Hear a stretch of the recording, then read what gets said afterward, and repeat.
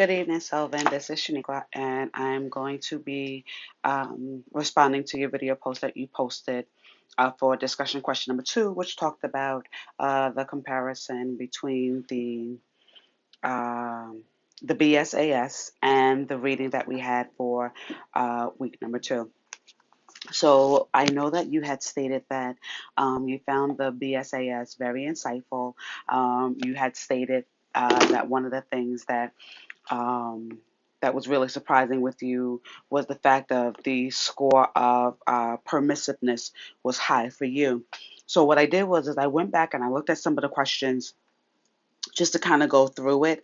And to me, it made sense.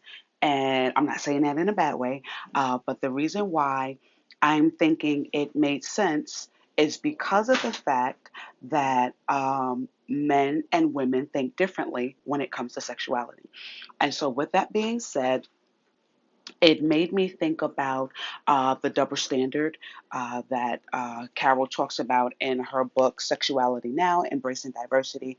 She talks about how in some cultures there's different double standards. And so that's what made me think about you when I read these questions from 1 to 10, specifically in relation to permissiveness. It made me think about that double standard that we have in this particular culture in regards to sexuality and gender.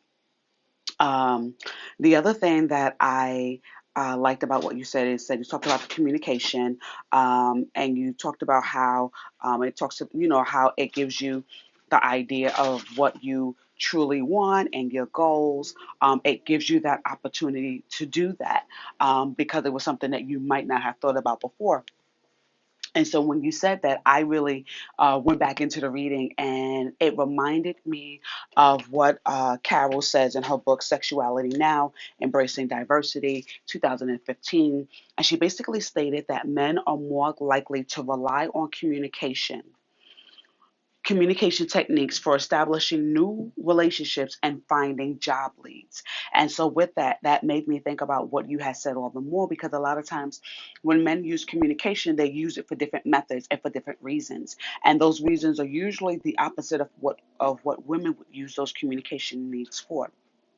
And so I know you were saying that it helped you to see what you were not so strong in.